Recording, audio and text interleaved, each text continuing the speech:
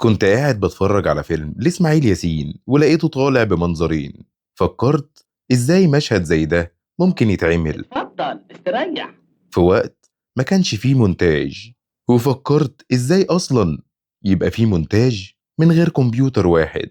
وعشان نعرف الحكاية دي كاملة لازم نرجع بالزمن لورا شوية.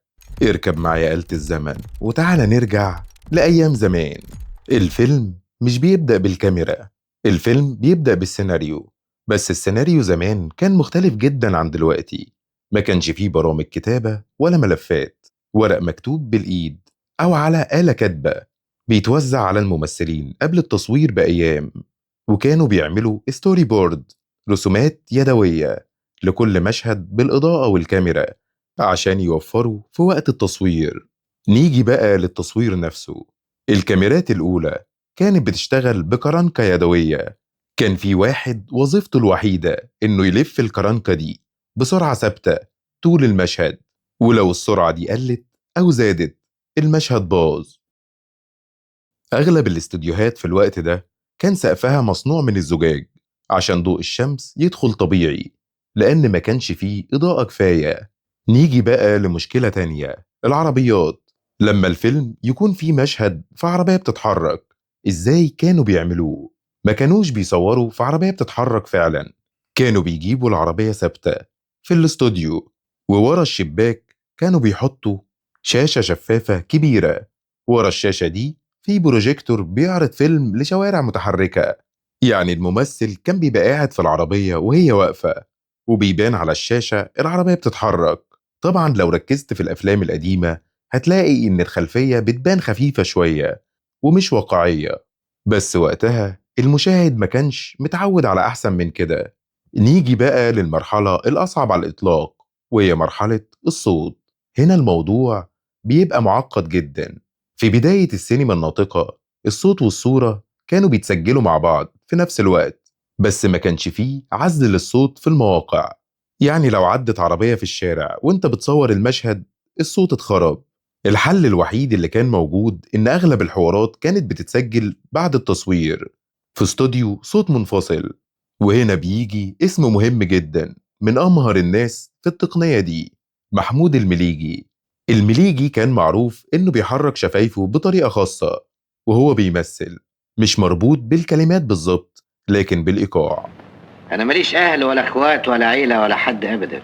الطريقة دي كانت بتسهل عليه جدا لما بيجي يسجل في الاستوديو بعد كده، لأن الشفايف مش بتبان إن في كلام محدد بالظبط، فبيقدر يتحرك بحرية.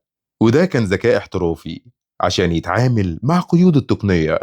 نيجي بقى للمرحلة اللي بعد كده، المونتاج بالمقص. بعد التصوير الشريط بيجي لغرفة المونتاج، المونتيرة، وأغلبهم في السينما المصرية كانوا ستات. بيعدي الشريط على جهاز فيه لمبة صغيرة وبعينها بتحدد الكادر الصحيح، وبتقص بمقص احترافي، وبتلزق بلزق خاص. تحت الترابيزة في سلة حقيقية فيها كل القطع اللي اتحذفت من الفيلم. وعشان تعرف صعوبة الموضوع، لو غلطت في حتة واحدة بس الكادر راح للأبد، مفيش كنترول وزد ولا زرار نرجع بيه. الصوت والصورة كانوا على شريطين منفصلين. الحل عشان يتظبطوا مع بعض الكلبشة، دي عبارة عن خشبة سودة وبيضة اللي بيربطوها في أول كل مشهد. الضربة دي هي النقطة اللي بتظبط عليها الصوت مع الصورة. نيجي دلوقتي للخدعة البصرية، الجزء اللي كنا بنسأل عنه، إزاي إسماعيل ياسين اتكلم مع نفسه في نفس الكادر وبدون مونتاج. الكاميرا كانت بتتثبت على ترايبود ومش بتتحرك نهائي. إسماعيل ياسين اتصور وهو على شمال الكادر وبيرجعوا الشريط من الأول، وإسماعيل ياسين يروح يقف على يمين الكادر في الجزء الفاضي من كل لقطة. وكانوا بيغطوا الجزء التاني بقطع كرتون جوه الكاميرا عشان الضوء ما يوصلش للشريط هناك. النتيجة الاتنين على شريط واحد. الشرط الوحيد إن كل حاجة تبقى بالظبط في نفس الثانية. يعني لو الكاميرا اتهزت ملي واحد الخدعة انكشفت بشكل مزري. وفي خدعة تانية، المجسمات. عايزين يحرقوا قصر مثلا، بيعملوا نموذج صغير بالتفاصيل يصوروه من قريب، وبما إن القرب بيكبر الحجم في الكاميرا، الحريق في المجسم الصغير يبان ضخم جدا على الشاشة. نيجي بقى لآخر مرحلة وهي العرض. لما الفيلم بيخلص بيجي لمرحلة التحميض، وبيكون على الشريط الأصلي في معمل متخصص، وبيتعمل منه نسخ على شرايط زجاجية أو بلاستيكية بتتبعت لدور العرض. دار العرض عندها بروجيكتور بيمرر الشريط بسرعة 24 كادر في الثانية قدام لمبة قوية، ودي نفس السرعة بالظبط اللي تصور بيها الفيلم، فالعين بتشوف إن الصورة بتتحرك بشكل طبيعي.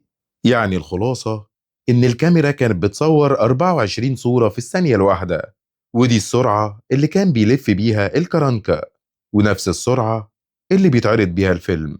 وكان في دور العرض الكبيرة عازف بيانو أو أوركسترا كاملة بتتعزف مع الأفلام الصامتة لحد ما بقى فيه صوت، وودعناهم من الورقة والقلم للكرنكة للمقص للشاشة.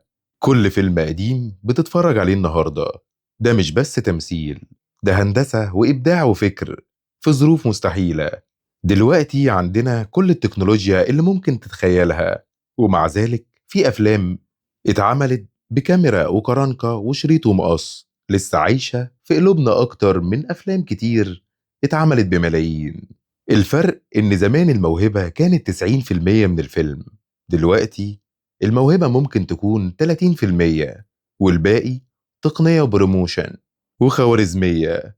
السؤال اللي هيفضل معاك في عصر التكنولوجيا دي، ايه اللي بيخلي فيلم يعيش؟ اكتب لنا في الكومنتات. لو عجبك الفيديو ما تنساش تعمل لايك وشير وسبسكرايب وفعل زر الجرس، واستنونا في الرحلة اللي جاية. هنروح لزمن في واحد من صناع السينما المصرية اللي اشتغل في كل الظروف دي. سلام.